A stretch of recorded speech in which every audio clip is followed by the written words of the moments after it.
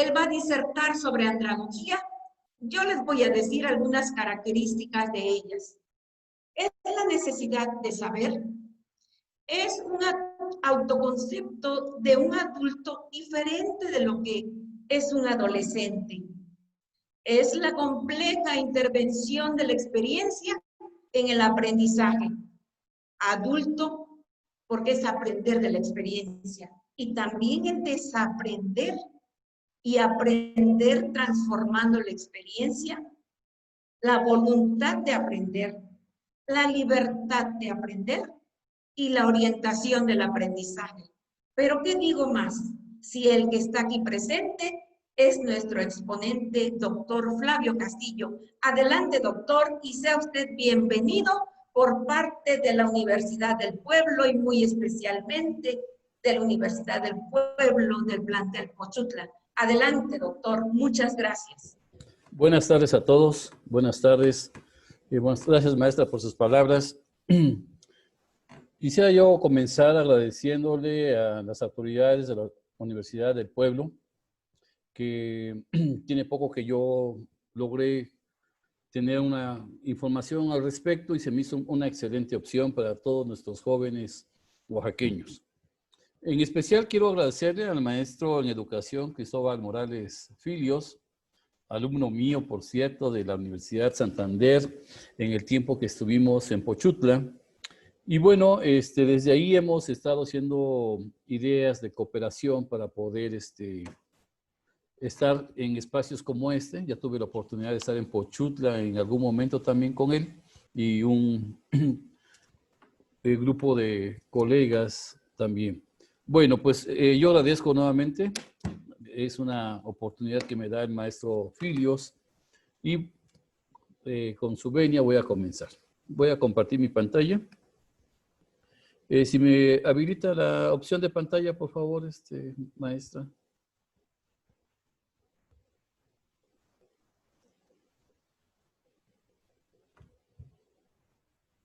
En el botón verde tiene usted ahí la opción de un menucito ahí de un lado derecho del botón verde y dice compartir varios. Gracias. ¿Ya está? Pues ya está la suya. Ok. ¿La puede retirar, por favor? Si es tan amable.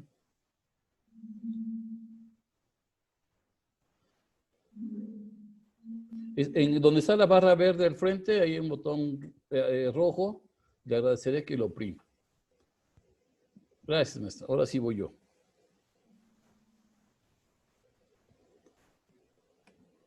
No, sigo inhabilitado, maestra. Entonces, en esta Universidad de Bolonia, pues obviamente también se generaba o se provocaba un pensamiento dogmático.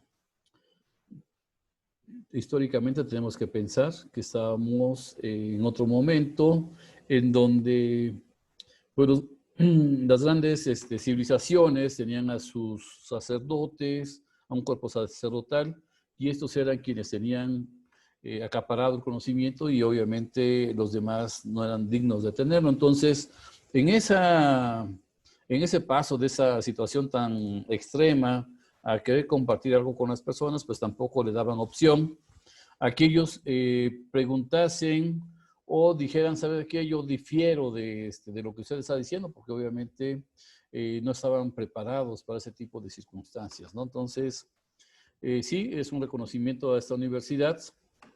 Sin embargo, también es una cuestión que de punta de lanza para todo lo demás que vamos procurando a lo largo de la existencia del ser humano y sus procesos educativos. Y obviamente tenemos el Trivium como una posibilidad, ¿no? de empezar a provocar conocimientos sistematizados con, podríamos decir tal cual, a lo mejor con un diseño curricular con 3 alternativas básicamente, ¿no? Gramática, retórica y lógica. Pensaban que si el ser humano tuviese esos tres conocimientos, pues obviamente estaba preparado para la vida de ese entonces, ¿no? Y alguien dijo, oye, no, espérame, sí, está muy bien lo del Trivium, pero hay que seguir ampliando el conocimiento porque ellos también iban creciendo. Acuérdense que estamos hablando de la Edad Media, entonces estaba un poco restringido la cuestión del crecimiento de conocimientos. Entonces metieron la música, metieron cuestiones aritméticas, geométricas, la astronomía. Consideraban que esos eran los complementos necesarios para lo que ya se habían formado anteriormente. Y bueno, en nuestro mundo tenemos una ciencia que ha estado vigente desde entonces, que es la pedagogía. Yo estoy tomando aquí el año de fundación de la pedagogía a raíz de la didáctica magna de Comenio. Entonces, desde ahí estoy tomando más o menos esos datos. Algunos dan unos años más, otros dan algunos años menos, pero digamos que están próximos a los 400 años de existencia de la pedagogía. Algunos autores han pensado o lo han manifestado diciendo que la pedagogía y educación como si fueran sinónimos los utilizan, ¿no? O sea, en algún momento son una cosa u otra y pareciera que hablaran de lo mismo, ¿no? Si habláramos en términos mercadológicos, podríamos decir que esos 389 años de existencia de la pedagogía, pues obviamente le ha dado un posicionamiento y sobre todo que durante muchísimos de esos 389 años no tenían a alguien más que pudiera estar ni siquiera a la par, ni siquiera haciendo presencia que hiciera un contrapeso, ¿no? Entonces, las universidades como Harvard, Yale, la Universidad de La Habana, nuestra Universidad Nacional Autónoma de México, todos ellos tienen un modelo pedagógico. Un modelo pedagógico que para el tipo de ser humano que fuimos nosotros en el siglo pasado, pero me estoy refiriendo a personas de la década de los 60, 70, por ahí, pues obviamente personas también todavía con un pensamiento limitado en cuestión, pero no limitado por ellos, sino limitado por el tipo de formación que se tenía. No podíamos cuestionar al profesor nuevamente, un poquito dogmático todavía en ese sentido, ¿no? Entonces, esas universidades empezaron a afincar su prestigio a través de modelos pedagógicos. Eso, vuelvo a comentar, no necesariamente significa que sea correcto, ¿no? Vamos a ver ahorita durante mi intervención algunas cuestiones que puedan ayudar a tener otra idea de lo que puede ser el mundo universitario. Actualmente, el INEGI sacó esta información ya el año pasado, en donde dijo que el 70% de los docentes que están en educación superior son por asignatura. Quiere decir que ese 70% que por este número, quiere decir que en sus hombros recaen esa responsabilidad, pues están en condiciones un tanto adversas, por decirlo de alguna forma, ya que las universidades les dan trabajo, pero no les garantiza ese trabajo, ya que si un profesor no tiene los resultados esperados, pues, y además que son reportados por los estudiantes, pues puede ser cambiado sin ningún problema. ¿Por qué? Porque no tiene una plaza, no tiene un sindicato que lo respalde, sus prestaciones obviamente nulas prácticamente, vive del sueldo que se le otorga por el importe de la hora por la cual fue contratado. Entonces, si es una persona que tiene 10 horas a la semana, él va a recibir el pago de esas 10 horas. ¿Tiene una ventaja para las universidades? Sí. Se ahorran una gran cantidad, lamentablemente, de prestaciones que le pueden otorgar a esas personas. ¿Cuál sería la desventaja que yo le veo? La desventaja que yo le veo en educación superior es con este gran porcentaje, es que para mí ese porcentaje también puede representar la cantidad de docentes que no tienen formación docente. O sea, la cantidad de profesionistas, perdón, que no tienen formación docente. Eso significa que esas personas, como ustedes me contratan por 10 horas, otra universidad por otras 10 horas y así estoy juntando entre las horas de aquí, las de allá y las de otro lado, pues estoy juntando más o menos el ingreso que yo aspiro a tener. Entonces, por tal motivo, no tengo tiempo para reuniones, no tengo tiempo para aceptar las convocatorias para poder hacer proyectos, tampoco puedo tener tiempo para tener formación. Entonces, ¿eso qué es lo que va a provocar? Lo que va a provocar es que los profesores que no tienen formación, pues son profesores que van a actuar de acuerdo a la manera en que ellos puedan trabajar. Significa que, por ejemplo, en la escuela, en la universidad A, me contrataron y tienen un modelo educativo conductista. En la universidad B tienen un modelo educativo constructivista. En la universidad C tienen un enfoque en competencias. Bueno, el profesor que no tiene formación docente estará asistiendo a todas las universidades y hará el mismo trabajo. Significa que como yo no tengo formación docente y a lo mejor lo hago como me enseñó o vi cómo le hacían mis profesores durante mi formación, ya sea de licenciatura, de maestría, lo que sea, entonces pues voy a estar improvisando. Todas las universidades deben tener un modelo educativo y ese modelo educativo es quien da línea para que el quehacer académico esté bajo esas directrices. Significa que si yo me contrato en una universidad conductista, pues tengo que actuar como conductista en esa universidad. Sin embargo, me voy a la universidad que es constructivista, pues tengo que actuar constructivistamente. ¿Por qué? Porque por cada docente que no se alinea al modelo educativo, le estamos poniendo el pie a nuestro modelo. Y entonces nosotros mismos estamos provocando que el desarrollo idóneo no se alcance. Entonces, este número, por una parte, puede generar, vuelvo a insistir, ahorros en cuestión de prestaciones, pero también puede tener que provoquemos que sean los agentes que en lugar de promover el modelo, lo echen abajo. Por eso es importante ese número en esta diapositiva. En esta ocasión quise empezar al revés mi ponencia y voy a hacer voy a leer algunas afirmaciones que estuve construyendo y que durante la fundamentación pues voy a intentar darle respuesta y ustedes a lo mejor de esa manera también pueden acercarse un poquito más a la andragogía. La primera afirmación que les puedo compartir es que vivimos entonces en un mundo pedagógico a nivel universitario. Y aclaro, no es el óptimo. La segunda afirmación es que no todo lo escrito relativo a la educación de adultos es andragógico. O sea, a partir de esta plática, ustedes que van a tener ya una idea de lo que es andragogía, no porque encuentren un libro que diga educación de adultos ya piensen que es algo andragógico, ¿no? Muchas personas han escrito pedagógicamente hablando sobre la educación de adultos, ¿no? Entonces hay que tener ahí una separación. Y también, esta afirmación no la puse, pero no por el hecho que yo esté trabajando en educación universitaria o esté trabajando en posgrado, no significa que en automático ya soy andragogo, ¿no?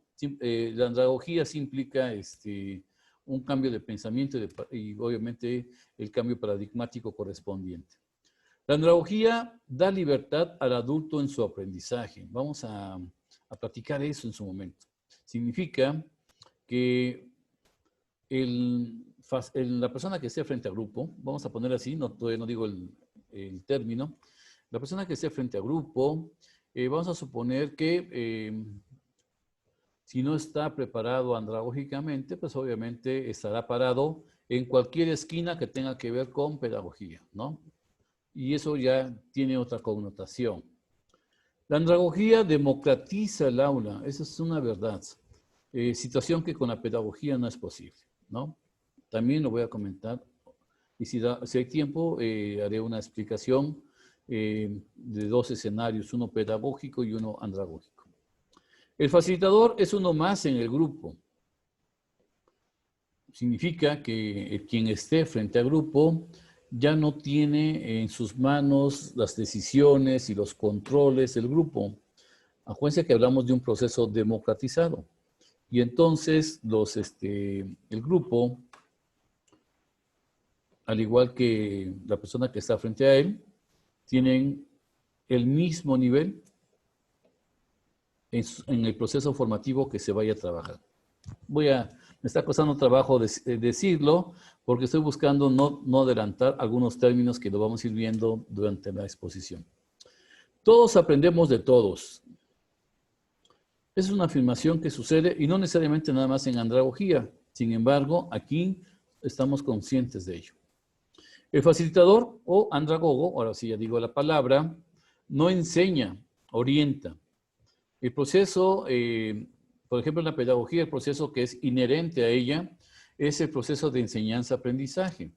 En el caso de la andragogía, tenemos un proceso de orientación-aprendizaje. Quiere decir que aquí no hay una persona que enseña, como sucede en la pedagogía, y entonces por eso es que en la anterior dice todos aprendemos de todos. No se puede utilizar el concepto de docente, porque docente significa, etimológicamente hablando, significa el que enseña. Y acuérdense que no hay proceso de enseñanza. Otra afirmación es que la planeación andragógica se divide en preplaneación y coplaneación. Bueno, la que sigue dice que la coplaneación es la más importante. Ya veremos, esperemos desarrollar esas ideas a lo largo de esta participación. El contrato de aprendizaje es fundamental para la coplaneación. El contrato de aprendizaje es un instrumento en donde vamos a escribir una cantidad de decisiones desde el estudiante, ahorita voy a decir cómo se dice realmente en andragogía, y desde ahí tenemos nosotros que hacer el compromiso, por eso se habla de un contrato, tenemos que hacer el compromiso de la ejecución de ese contrato. La autoevaluación se basa en el principio de criticidad. Quiere decir que si estamos trabajando entre adultos, los adultos deben tener una capacidad de crítica hacia sí mismos, no nada más hacia los demás, porque eso sí, muy fácil, ¿no? Sin embargo, lo interesante de este asunto es que tenemos que tener una capacidad de autocrítica, y eso es algo importante. El facilitador promueve el aprendizaje autodirigido. Significa que en andragogía no estamos buscando generar dependencias con los estudiantes. ¿No? Tienen otro nombre, pero te lo voy a mencionar. Sino que buscamos que ellos mismos se vayan creando sus propios compromisos de aprendizaje. Y también la andragogía busca la autorrealización de la persona. Eso es bien importante porque nuestro fin no es tenerlos dependientes. Yo en algún momento he dicho que una frase que escuché de otra persona, de que los estudiantes aprenden con nosotros, sin nosotros y a pesar de nosotros. Entonces, no buscamos ese control nosotros. Buscamos que realmente impulsarlos a un desarrollo mayor como persona.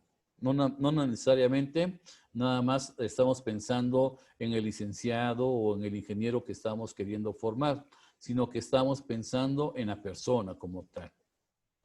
Los contenidos se abordan en tantas variantes como equipos de trabajo se formen en el grupo. Todo esto que está aquí es como si alguien me hubiera dicho, a ver Flavio, danos en 16 puntos lo que es la andragogía. Eso intenté poner aquí. Entonces, quiere decir que en andragogía, y también lo que hice al revisar estos 16 afirmaciones, es evitar hacer como comparativos con la pedagogía. Si se dan cuenta, lo he estado omitiendo, porque no es mi fin intentar que ustedes se queden con un pensamiento adverso a la pedagogía. Digo, yo conozco de pedagogía, yo inicié mi trabajo en su momento desde la pedagogía y tengo aproximadamente 10 años, si no un poquito más, de estar trabajando andragógicamente con mis grupos en los procesos formativos. Entonces, pero aquí tengo que hacer la aclaración para que quede claro. En la pedagogía, el facilitador ya indicó qué tienen que hacer, cómo lo tienen que hacer, cuándo lo tienen que hacer, cuándo lo tienen que entregar, cómo lo tienen que entregar, cuánto vale y cuántos sacan de calificación. Aquí no, en andragogía no sucede como tal. Entonces, se forman equipos de trabajo y cada equipo de trabajo decide sobre los mismos contenidos, porque no estamos buscando que cambien contenidos, sino sobre los mismos contenidos, ellos deciden el camino que van a recorrer y generar sus evidencias de aprendizaje para poder mostrar el avance que tuvieron al respecto. La última afirmación me parece que es el proceso de orientación-aprendizaje asegura un proceso horizontal dentro del aula. Eso significa, estábamos mencionando hace rato, de que todos aprendemos de todos. Significa que no se genera como una estructura organizacional de que el profesor acá arriba, los estudiantes aquí abajo, no. Todos estamos en el mismo nivel y todos participamos, justamente por eso se habla de un proceso horizontal. Bien, pues esos son los 16 puntos que yo quiero compartir con ustedes. Y ahora, si ustedes me permiten, voy a empezar a intentar la historia para cubrir todos los huecos que va generando esos 16 afirmaciones, ¿no? Bueno, en primer lugar, veamos estas imágenes. Tenemos de un lado unos niños y del lado derecho unos profesionistas. Y tenemos una pregunta que dice, ¿son iguales? Obviamente, muchos de ustedes van a decir que no. Si no son iguales, entonces, ¿por qué queremos pretender formarlos como si lo fueran? Y aquí estoy haciendo la crítica a la parte de la pedagogía que se utiliza en las aulas universitarias, situación que no debiese suceder. Entonces, bajo esa idea, el doctor Malcolm Knowles, que es el padre de la andragogía, dijo, pues que sea la pedagogía para los niños, aquí ya agregué yo otro elemento, la ebegogía para los adolescentes y la andragogía para los adultos. O sea, vamos a dividirlos, o sea, no podemos tener el pensamiento. Algunas personas piensan que la educación no ha evolucionado y todavía se atreven a decir que si en este momento entran a las aulas, van a encontrar los mismos métodos y técnicas utilizadas por los docentes con respecto a cuando ellos estudiaron. Es cierto, porque siguen parados en la pedagogía. Sin embargo, esto ya, con esto de la pandemia y esta oportunidad que se puede dar, necesitamos cambiar. Yo en alguna otra videoconferencia decía, sí tenemos derecho a voltear a lo que hacíamos antes de la pandemia, pero lo que sí no tenemos derecho es a regresar a eso. Tenemos que ser mejores. Y esa es una oportunidad, es un parteaguas que yo veo oportuno para que digamos, a ver, bueno, pues si la andragogía realmente tiene que ver con la formación entre adultos, pues entonces dejemos de usar la pedagogía y empecemos el camino andragógico. Bien. Y esta es una gráfica elaborada por su servidor, en donde estoy denotando la participación de los facilitadores con respecto a la participación de los participantes en los diferentes niveles educativos. En el caso suyo, que donde van a incidir o están incidiendo, es en el nivel licenciatura o posgrado, no sé si tengan posgrado ya. Sin embargo, en ese sentido, si dan cuenta, un estudiante de licenciatura debe tener una participación de al menos un 65 a un 75%. Y el resto, que está ahí mencionado, le corresponde al facilitador. Pero ¿qué es lo que hacemos? Generalmente hay dos caminos. Una, que nos echemos al hombro los cursos y digamos, no, es que la verdad que no creo que puedan. Y entonces yo mejor lo hago. Y entonces, en lugar de darle ese derecho de participación de un 65 a un 75%, lo reducimos como si fueran niños de preescolar. Y entonces me quedo con ideas, con mitos urbanos, iba yo a decir, de que si no soy yo quien explica, el estudiante no va a poder aprender. Cuando ya he hecho algunas pruebas con algunos profesores en ese sentido, y les he dicho, dime un tema, el que tú quieras, el que piensas que solo a través de ti puede aprender estos estudiantes.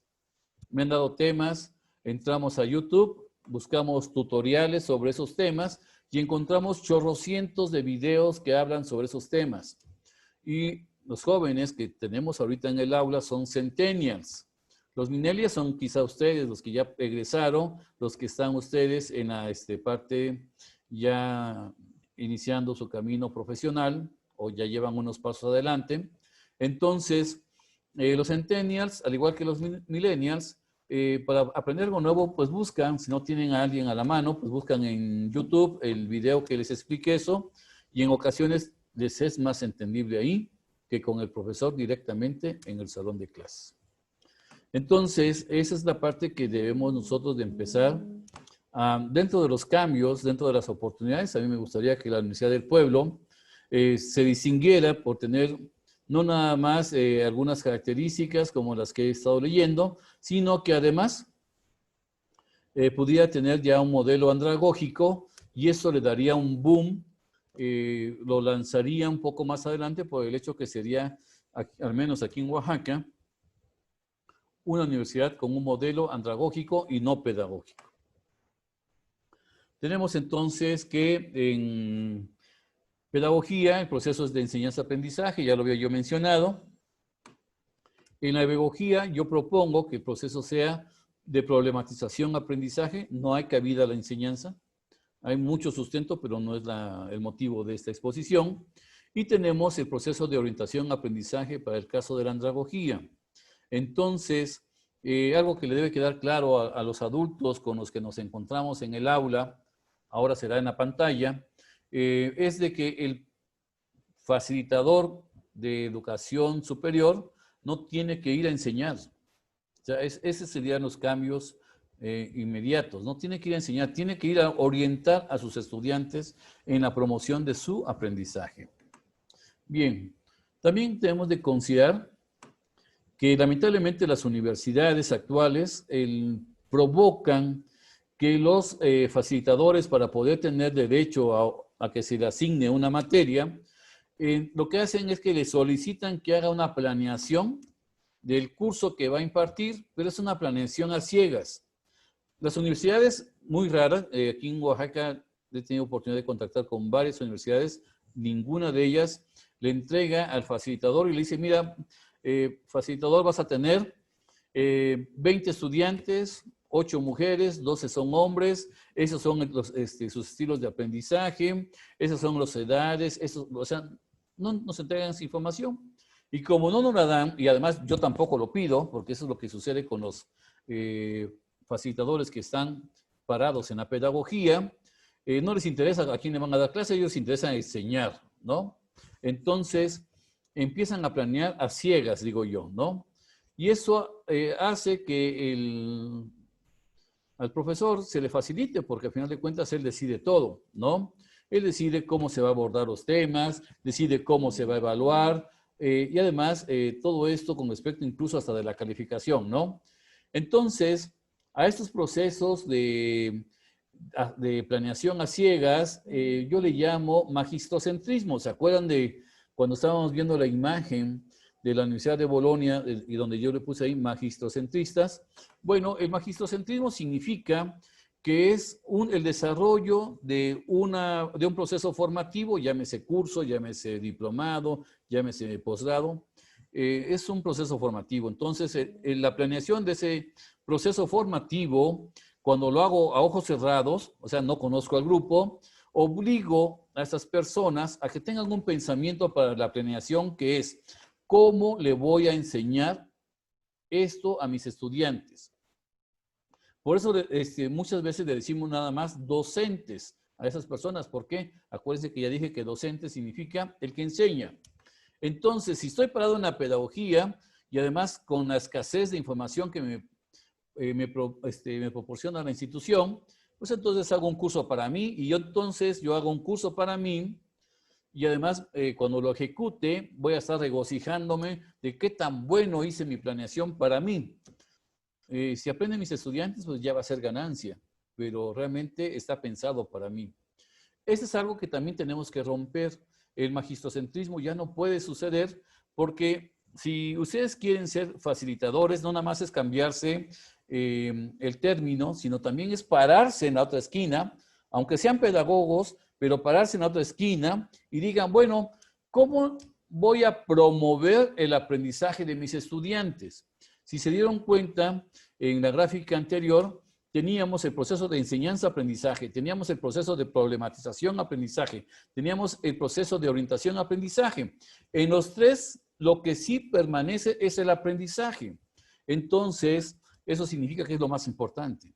Y yo debo de estar parado en esa esquina, en la esquina de ese proceso de aprendizaje, y no estar parado en la otra, en donde estoy simplemente ejecutando y regocijándome con una analogía, podría ser el torero, ¿no? El torero hace sus faenas y si hizo una buena faena, sale así con un paso muy marcado, exitoso. Si ustedes han hecho eso en su salón de clases, de dar una excelente exposición, una excelente retórica utilizada, y salen así como toreros, sería bueno preguntar si sus estudiantes le entendieron, ¿no? O lo aprendieron. Eso realmente mide mi trabajo.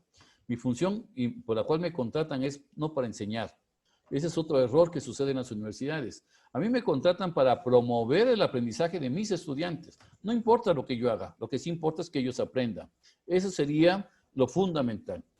Bien, entonces, se le atribuye a Einstein esta frase: si sigues haciendo siempre lo mismo, obtendrás los mismos resultados.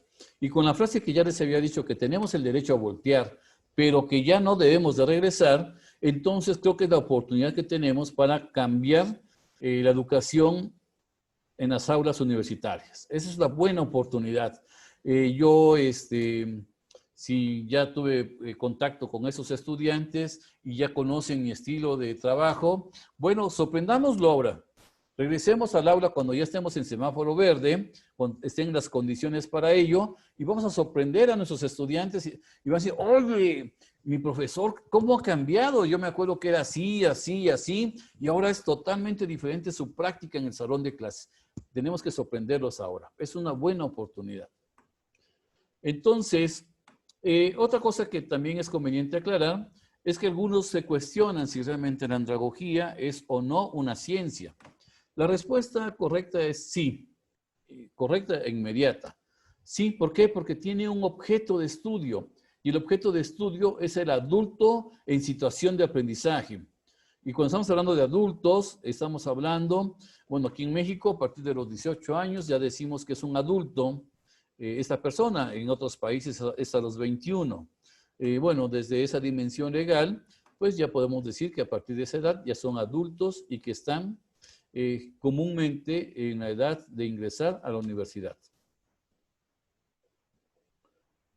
Bueno, entonces, algo que yo quiero también aclarar a lo largo de mi exposición es de que la pedagogía y la andragogía son excluyentes. No es de que yo hable mal de la pedagogía, sino que la pedagogía corresponde a la educación primaria, a la educación básica.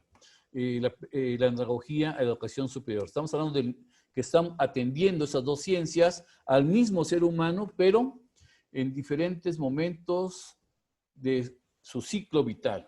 O sea, niño, adulto. Y ya vimos la diapositiva en donde estamos mencionando de que son totalmente diferentes.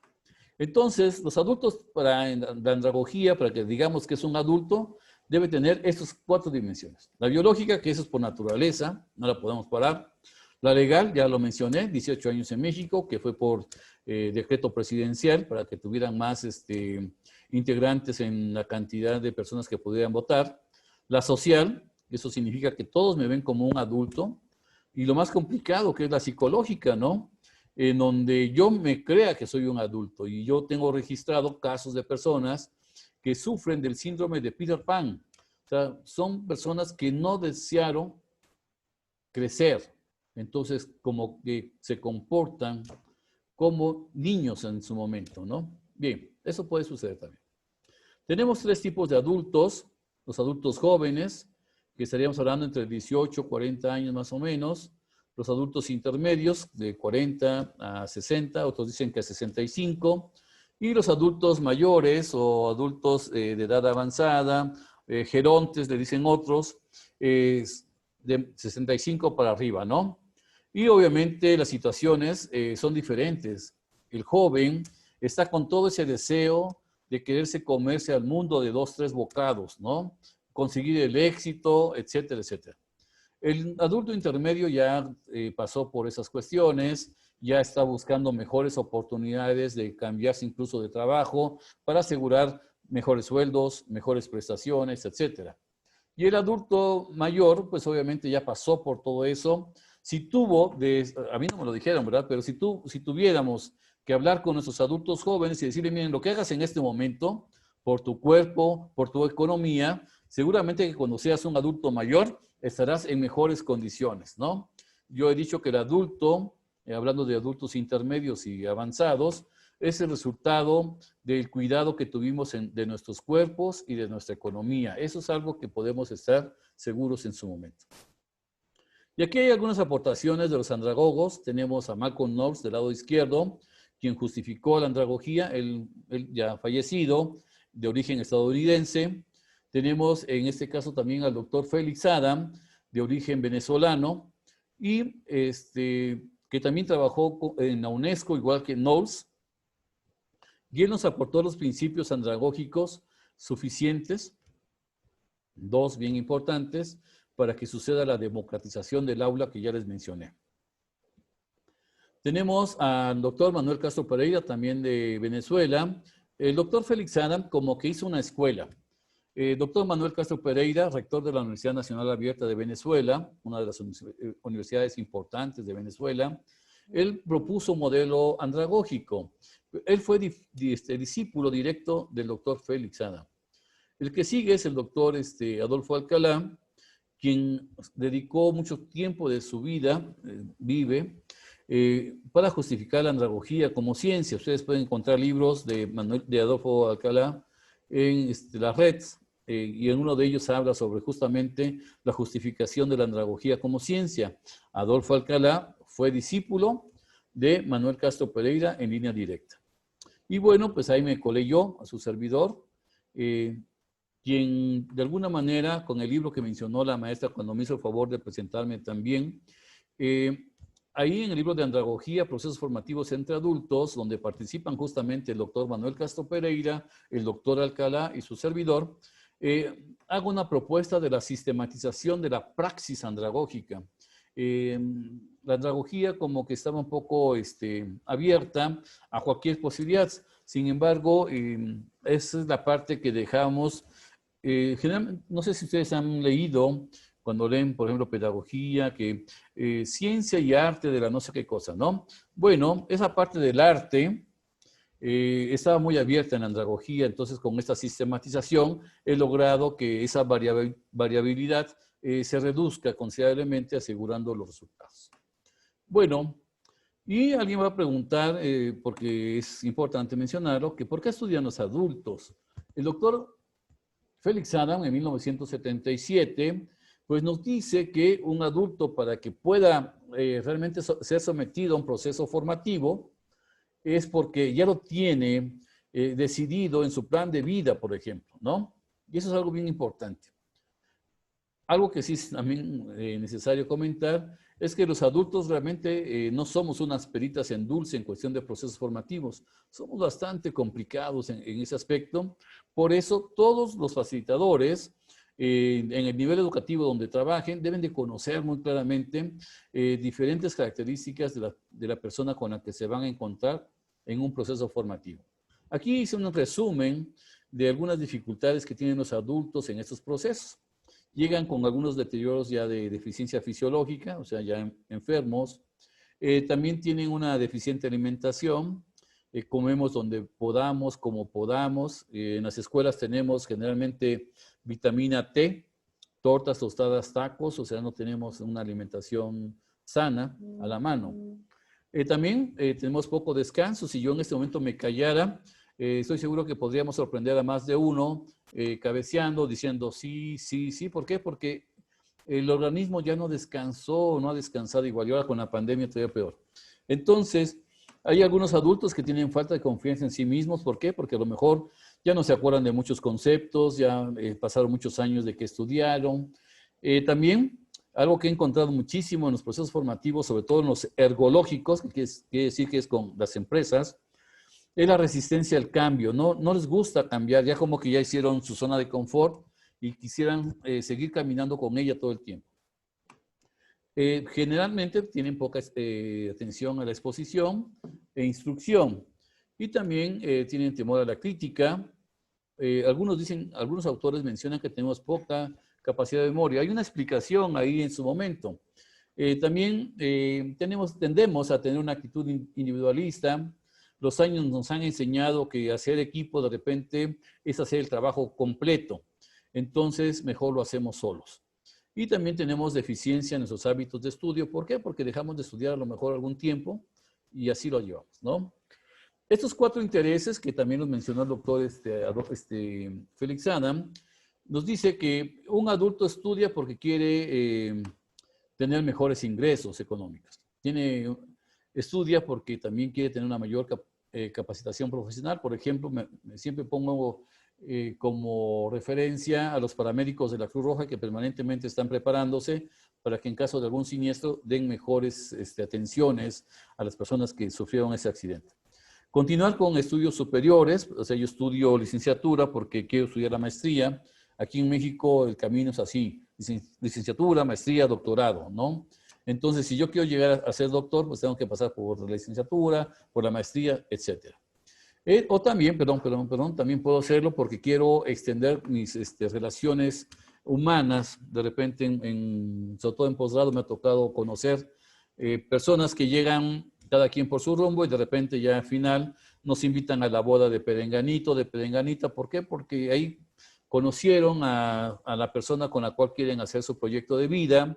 Otros buscan a personas que tengan iniciativas, tengan recursos, tengan contactos y entonces crean consultorías, bufetes, dependiendo del perfil que se estén promoviendo ahí. Ahora sí, esos son los principios de aprendizaje que pidió el doctor, que enunció, perdón, el doctor Marco Knowles, que el adulto tiene la necesidad de saber por qué, qué y cómo va a suceder el proceso formativo antes de decidir si entra o no entra. Quiere decir que yo tengo que explicarle qué vamos a ver, cómo se va a desarrollar ese proceso formativo, por qué, o sea, qué le va a ayudar en lo que esté haciendo. Su concepto personal del estudiante, si él se considera autónomo, autodirigido o dependiente, todo eso va a tener que influir en esta parte de su proceso formativo nuevo. La experiencia es bastante muy rico en andragogía, tener diferentes atenciones, porque hay diferentes perspectivas. Por ejemplo, en posgrado me llegan estudiantes que son ingenieros de esto, licenciados del otro. Antier, por ejemplo, en un curso que hoy terminé, había un tema que teníamos que abordar, lo conozco, sin embargo, reconozco que había un participante que fue mi estudiante años atrás, que lo maneja mucho mejor que yo, entonces, sin ningún problema, dije, oye, fulanito, mañana vamos a ver ese tema, ¿qué te parece si tú lo desarrollas? Porque reconozco que tú lo manejas mucho mejor que yo, y nos dio una excelente exposición. Todos sus compañeros quedaron muy satisfechos con la explicación que dio este joven, un profesor muy joven. Entonces, eso en la pedagogía no sucede, ¿no? En la pedagogía hay una sola fuente de información, que es el profesor. La disposición que hay para aprender, pues tiene que ver si todos los contenidos que estamos viendo se relacionan con mi vida profesional, personal o con alguna de ellas, ¿no? También la inclinación al aprendizaje tiene que estar orientado, por ejemplo, los adultos, si los tengo sentados mucho tiempo, por ejemplo, 4, 6, 8 horas seguidas, pues los adultos, por ejemplo, los profesionistas, pues más de uno va a decir, oye, ya, es demasiado esto, me paro, me voy y ya lo dejo. O sea, tiene que estar algo muy atractivo para que exista esa inclinación al aprendizaje por parte de los adultos. Y también la motivación para aprender, o sea, el valor intrínseco que le demos al estudio. Quien esté estudiando posgrado en este momento le va a decir a otros compañeros que no están en posgrado, yo soy estudiante de posgrado. O sea, le va a dar ese valor a sus estudios y a lo que representa socialmente o profesionalmente, ¿no? Bueno, y además, obviamente, el beneficio personal que pueda tener por la transformación que va a tener durante ese proceso formativo. Hay competencias que tienen que ver con el andragogo, la competencia comunicativa, digo, tanto oral, gestual, escrita. Yo he conocido excelentes proyectos, pero con unas horrorosas faltas ortográficas. Entonces, eso hay que irlo componiendo.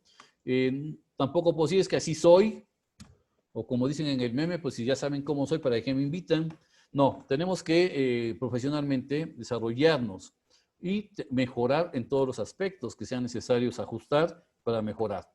La competencia educativa que tiene que ver en nivel universitario, específicamente con andragogía. La tecnológica, muchos desde el 2017, el INE dijo, oigan, métanse a la cuestión tecnológica. Y muchos dijeron, no, mira, el aprendizaje se da en el aula, yo lo manejo muy bien, no necesito meterme en la tecnología y sopas. Nos llegó la pandemia y con la pandemia el requerimiento de entrar tecnológicamente a todos los procesos, ¿no? Entonces, algunos sí escuchamos el llamado, nos preparamos, nos formamos, nos dijeron, ¿sabes qué? A partir del viernes ya tienes que dar tus clases en línea, no se preocupen, ya las doy, ¿no? No hay problema.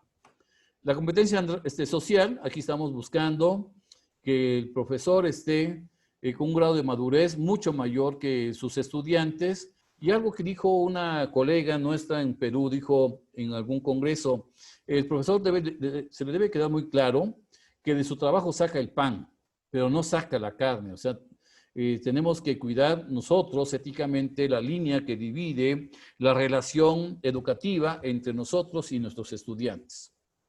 También de tutorizar, tenemos que tener esto desarrollado, tenemos que conocer de autoestima, tenemos que conocer de motivación, tenemos que conocer de técnicas de estudio y también tener la capacidad para decir, reconozco, no estoy capacitado para esto, ¿sabes qué? Mejor te canalizo al área psicológica y adelante, ¿no? O sea, también debo de tener esto, se llama tutorizar porque también debo tener desarrollado la cuestión de tutorías, que es algo importante en educación superior. La investigativa, si nosotros hiciéramos investigación, seríamos otro país, en verdad.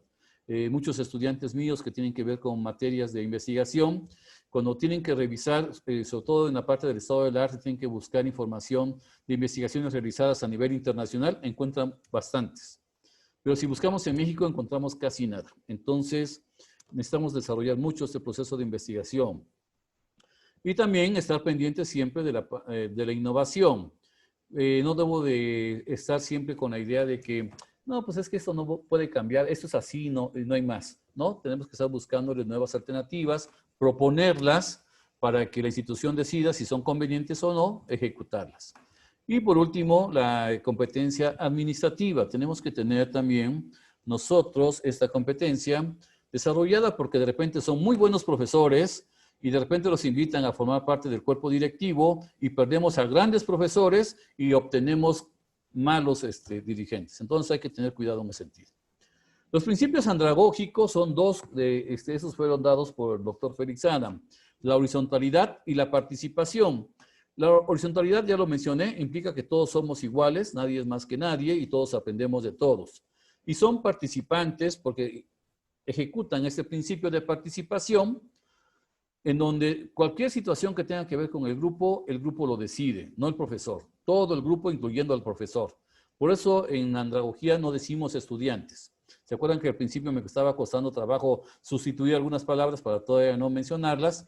Bueno, ahora les puedo decir que en andragogía a todas las personas cognoscentes que están en ese proceso formativo se le llaman participantes. Y la praxis andragógica es así, horizontal, ya lo dije. Tenemos un facilitador como responsable de la institución de ese proceso, tenemos participantes, tenemos un principio de horizontalidad, un principio de participación y todo eso sucede así al interior. Algo que yo he visto y que he escrito en mi libro de andragogía es que obviamente nuestros estudiantes cuando ingresan pues empiezan todavía como si fueran bachilleres, ¿no? Pero a lo largo de su participación en su proceso formativo, si ponemos en comparación a un estudiante de nuevo ingreso con uno de sexto o de octavo semestre, pues vamos a ver muy claramente que el compromiso que tiene en su formación es muy diferente, incluso hasta su vocabulario. Todos esos estudiantes que vienen de escuelas religiosas, algo que también he visto que por coincidencia, no quiero decir que es una ley, es de que son muy buenos para obedecer, pero en ocasiones son muy malos para emprender. Hay cuestión de fomentarlo ahí, ¿no? Los profesores son magistrocentristas, son tradicionalistas. Tenemos estudiantes muy brillantes que no sabemos qué hacer con ellos. Por eso, una frase que a mí me gustó con respecto a la escuela, que leí hace muchísimos años, dice que la escuela es aquella en donde se pulen las piedras y se opacan los diamantes. Lamentablemente sucede. Estamos en pañales, en procesos de evaluación, sobre todo cuando compartimos con los participantes este proceso. Entonces, ¿qué busca la andragogía? Yo lo mencioné, la autorrealización del participante y la autogestión, o sea, que ellos sean responsables de sus aprendizajes, ¿no? Y ya para cerrar, por el tiempo que me designaron, esta advertencia la dio el doctor Malcolm Knowles, padre de la andragogía, y la rescaté de un libro donde Brockett e Jenstra escribieron: un pedagogo ideológico desearía mantener al estudiante en situación de dependencia a lo largo de la situación de aprendizaje. Está copiado tal cual. Mientras que un andragogo desearía hacer todo lo posible para proporcionar al estudiante, en este caso al participante, todos los contenidos básicos necesarios y alentar un proceso autodirigido de estudio. Bien, esas son algunas de las referencias que he estado utilizando para esta presentación. Y maestra, agradezco, está mi correo para quien guste pedirme la presentación. Yo con todo gusto se la contesto y le mando la presentación en su momento. Bueno, pues dejo de compartir. Maestra Soledad, agradezco el tiempo que me destinó. Gracias. Agradezco por parte de la universidad su ponencia, doctor. Así me están pidiendo mis compañeros, mis colegas, las diapositivas, que nos la pudieran dejar también, así como sus datos, porque queremos estar en contacto con usted.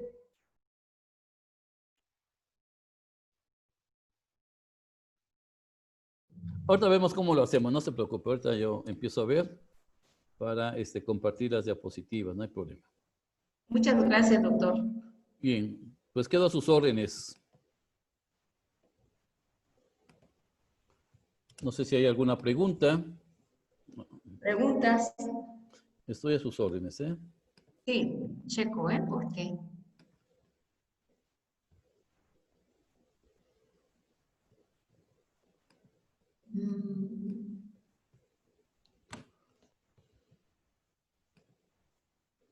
Hay muchos saludos de Coyuca, de Guerrero para el doctor, de México.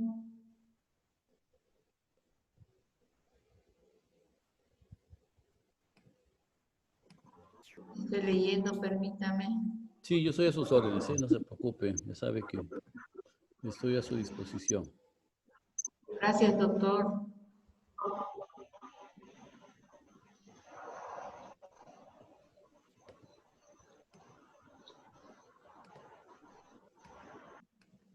Dice, solo agradecer al doctor Flavio, un buen maestro. Tuve el honor de ser su alumna en el ITAO 23 de Oaxaca. Alfredo Manuel de la UP Pochutla, doctor. Ah, muy bien. Saludos, Alfredo, ¿cómo no? Muchos saludos.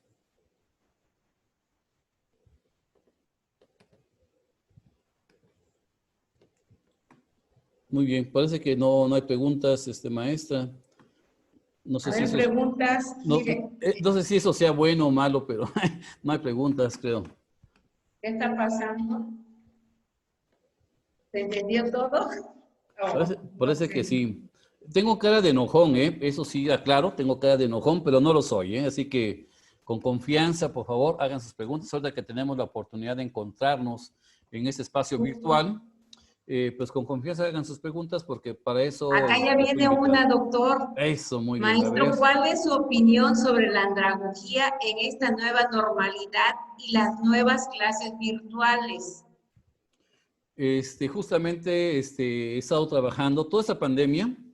He tenido oportunidad de estar haciendo varias participaciones, tanto con claustros guatemaltecos, de Centroamérica, porque son de varios países centroamericanos, y en diferentes, con diferentes públicos, colegas.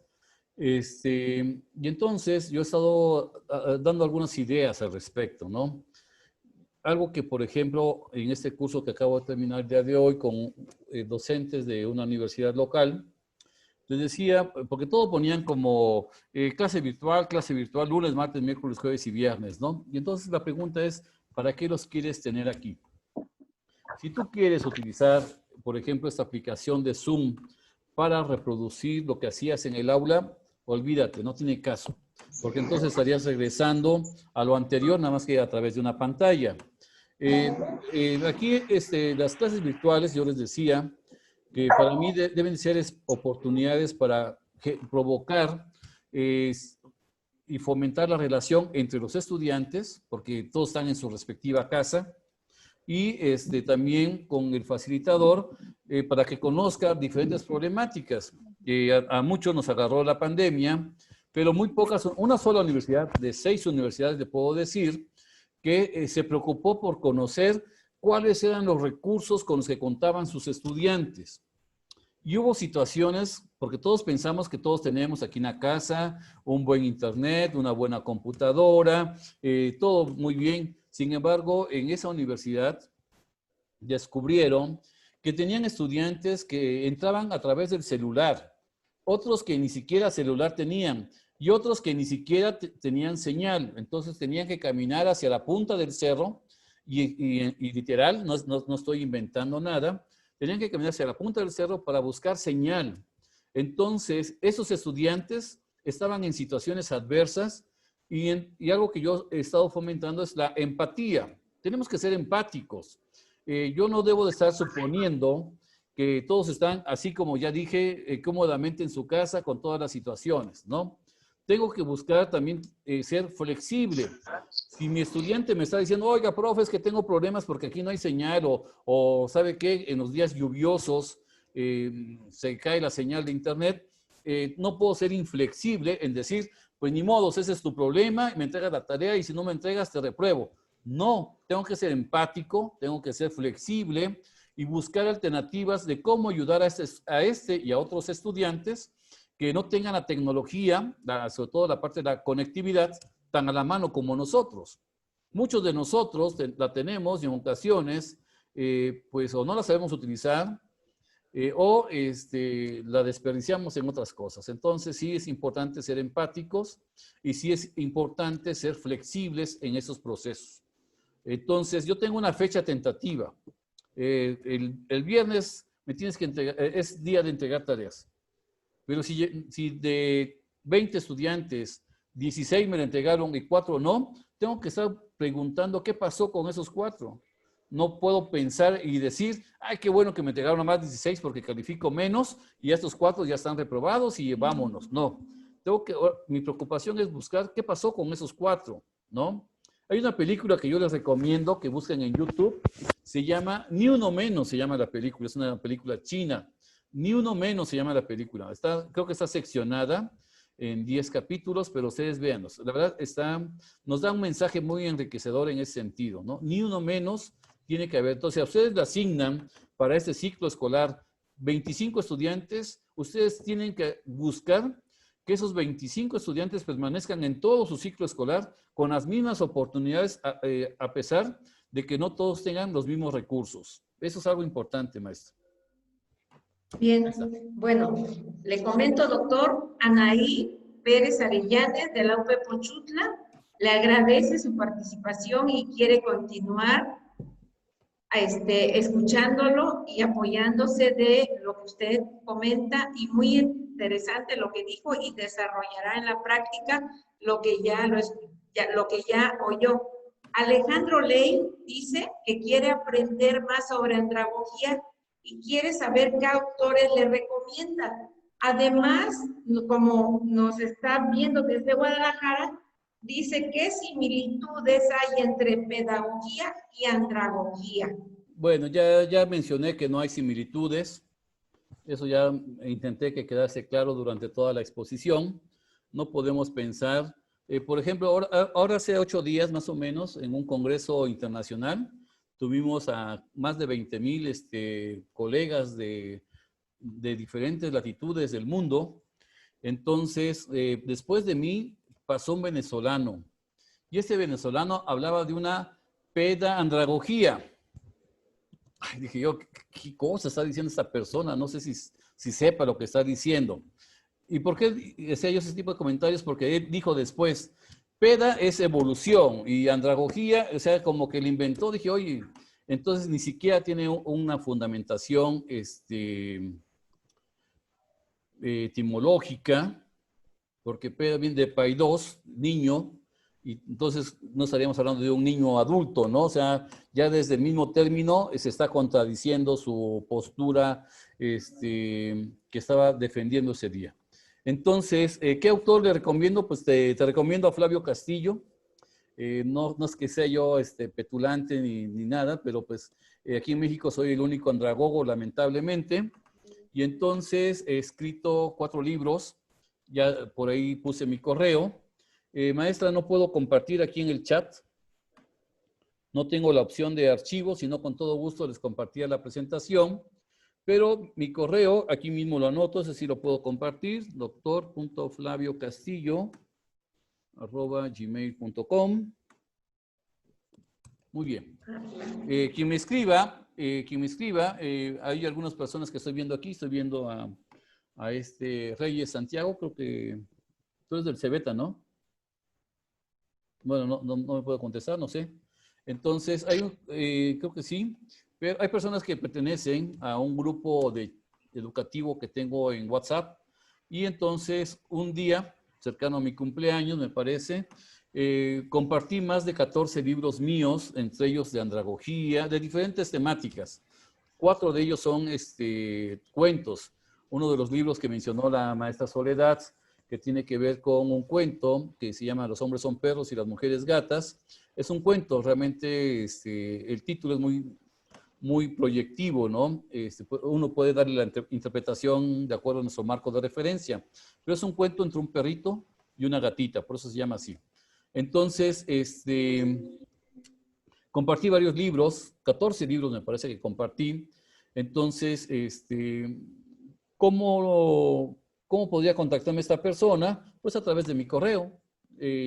Y tal vez hacerles llegar de esa manera o algunos la invitación para que se agreguen a mis grupos de WhatsApp. En alguno de ellos tengo mucho espacio para, si no, creamos otro grupo, porque también WhatsApp tiene límites en cuestión de espacio. Entonces, ahí sería cuestión de que ustedes pues tomen la decisión si se integran o no. No cobramos, no es con fines de lucro, no estamos nosotros buscando pues ninguna cuestión lucrativa ni ideológica, sino simplemente compartir materiales que nos puedan hacer mejores docentes o mejores facilitadores, ¿ok? Entonces, mándenme ahí, yo al maestro Filios, mi amigo, mi exalumno, ahora mi amigo, le voy a hacer llegar la invitación de WhatsApp para que los comparta con los que conoce y a quienes gusten se pueden agregar. Ahí voy a compartir en algún momento de septiembre otra vez mis libros, así que pues ahí estarían algunos libros. No comparto todos, de repente me ha tocado también conocer algunos destinos de mis libros, entonces intentando todavía tener fe en la humanidad, lo sigo compartiendo, ¿no? Bien. Maestra, bueno, ¿otra pregunta? Mire, hay saludos de parte de la NIPEC de Coyuca, de Guerrero. Saludos para usted, doctor. Felicitaciones. De la UP La Hoyaga, también lo felicitan. Ana Karen Juárez Ramírez le da gracias por su excelente ponencia. Carla le manda saludos. Alma Regina, que fue su alumna en la maestría, lo eso felicita. Dice, ¿eh? No me consta, eso dice, no es cierto, sí dice. Eso dice. Sí la reconozco, sí reconozco a Alma Regina, cómo no. Esteban Es broma. Aliter. Y saludos a Eunice García. También mi exalumna, creo. Sí, están mandándole muchísimos saludos, doctor. Muchas gracias. Pero a mí me gustaría que me mandaran preguntas. Yo Ah, agradezco los preguntas. saludos, las gracias, los sombrerazos, los tomatazos, pero también lo interesante de eso, como estamos reunidos entre colegas, pues yo agradecería más que me hicieran preguntas. Ahora que tenemos esta oportunidad, tenemos una buena cantidad de asistentes y si ustedes me hacen una pregunta, yo con todo gusto. No sé qué tiempo más tenemos, maestra. Todavía tenemos tiempo, Me doctor. permite Siga compartir, usted. me permite compartir entonces una presentación muy chiquita como para explicar la diferencia entre un proceso pedagógico y un proceso andragógico. Es una cuestión chiquita. Adelante, doctor. Ah, muy bien. Entonces, Adelante. con la venia de ustedes voy a empezar a participar. Ah, creo que cerré la presentación. Oh, ya voy, ¿eh? Es que creo que la cerré. Adelante.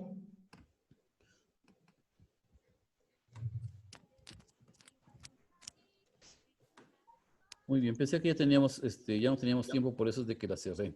Adelante, Pero sí. sí, vamos a compartir esta presentación, ¿no? Permítanme un segundito. Ya aparece. Ok. Bueno, vamos a hablar entonces de la aplicación de la andragogía en el aula. Es algo rapidísimo. Y lo hice muy al estilo millennial y centennial. Dije yo, pues voy a tener puros jóvenes profesores jóvenes en esta presentación. Entonces vamos a verlo desde ahí. Espero que les guste. Aquí está un escenario 1, que es un escenario pedagógico. Tenemos a un profesor y a sus estudiantes. Buenos días, jóvenes. Soy Mr. Starkey, impartiré la materia de investigación. Buenos días, profe, le contestaron sus estudiantes y se enojó. No, a mí me dicen Mr. Starkey o me dicen profesor, así, completo, nada de profe, ¿entendido? Sí, profesor, dijeron sus estudiantes. La primera unidad harán una investigación documental, vale 30% y me lo entregarán dentro de 8 días. ¿Alguna duda? Ninguna. ¿Será la única actividad? No.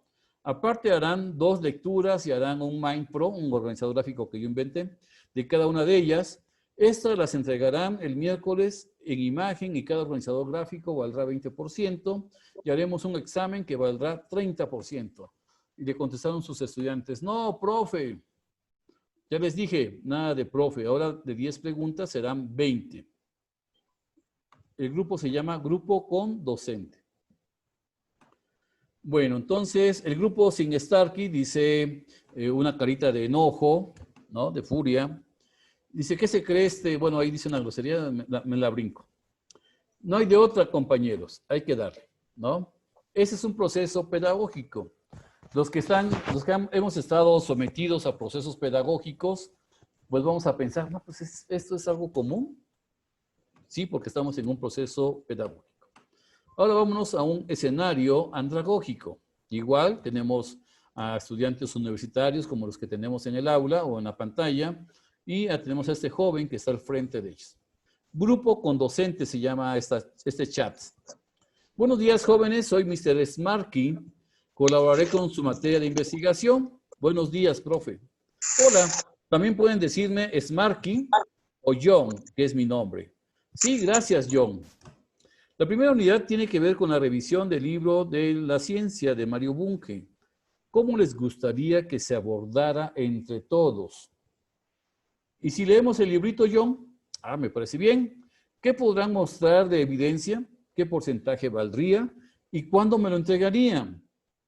¿Lo podemos hacer en equipos? Por supuesto, claro que sí. Pueden hacer equipos de 1, de 3 y de 5. Ahí tiene un sentido eso. Ustedes decídanlo y seleccionen a sus integrantes. Ya, John, ¿podemos hacer un video? Nosotros haremos un podcast. Excelente. Igual que a tus compañeros, nada más dime qué porcentaje valdría y cuándo me lo entregarían. Además, podremos hacer unos mapas de las lecturas del libro, ¿verdad? Por supuesto, solo dígame también los porcentajes y fechas de entrega. Lo ponemos por escrito. Jóvenes, hablemos ahora del porcentaje que tendrá la autoevaluación, la coevaluación y la evaluación unidireccional, que es la del profesor, que me corresponde, dice ahí. ya después de todo ese estilo y afloje que se da en estos momentos, dice, entonces lo acordado quedó de la siguiente manera. La autoevaluación valdrá 50%, la coevaluación y la evaluación unidireccional 25% cada una. Aquí alguien va a decir, pues yo no noto mucha diferencia. Vamos a revisar. Perdón, ese es el grupo sin John. Ya hay una carita sonriente. Me cayó bien John, parece que será un buen semestre con él. A mí también me cayó bien. Bueno, regresemos al escenario pedagógico. Las palabras que ustedes están viendo en rojo implican una situación vertical. O sea, se hace lo que el profesor dice. Una, y de control además. Una, impartiré. O sea, no me interesa si aprenden. O sea, yo voy a impartirla. La segunda, a mí me dicen por mi apellido o me dicen profesor. O sea, esa es una parte del control. Otra, harán, o sea, yo les estoy diciendo que van a hacer, ustedes los estudiantes, investigación documental, y además les estoy diciendo cuánto vale, cuándo me lo tienen que entregar además.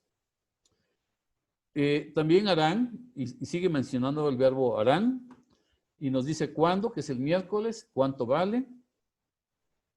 Y además es un poco coercitivo porque como le dijeron profe otra vez, ahora esto va a ser de 20 preguntas en lugar de las 10 que había pensado originalmente, ¿no? Entonces, eso es algo que sucede muy comúnmente en las aulas con personas que están parados en la pedagogía. En cambio, en la andragogía, aparte de que le cayó bien a los estudiantes, o perdón, a los participantes, John, algo que es importante mencionar es que en ningún momento dijo qué tenían que hacer. Él mencionó un libro e invitó a su grupo a que el grupo dijera, pues, cómo tenía que desarrollarse. A ver, denme ideas, ¿no? Se vamos a hacer una lluvia de ideas y vamos a ver cómo lo abordamos entre todos, que sería la palabra importante ahí. Ya dan aportaciones a los estudiantes y él sigue exhortándoles a que le digan, pues, cuánto va a valer, cuándo me lo van a entregar, cómo me lo van a entregar, cosas de ese tipo, ¿no? Que es algo que un facilitador andragogo hace, ¿no? Bien, y así habrá algunas otras cosas. Tú decides como participante qué evidencia vas a entregar.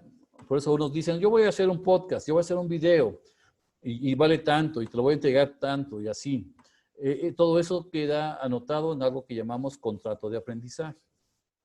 Bueno, entonces, existe, ya lo voy a quitar porque no va a ser una presentación muy chiquita. Era para simular los escenarios, tanto pedagógico y andragógico, muy comunes al principio de un curso en las aulas universitarias. ¿Qué diferencia hay?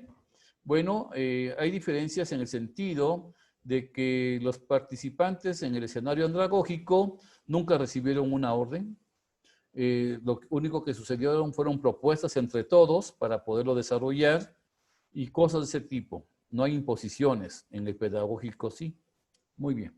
Espero que esto ayude a esclarecer esta cuestión entre pedagogía y andragogía.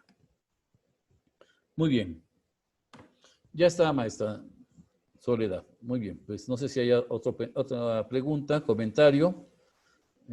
Estoy a sus órdenes.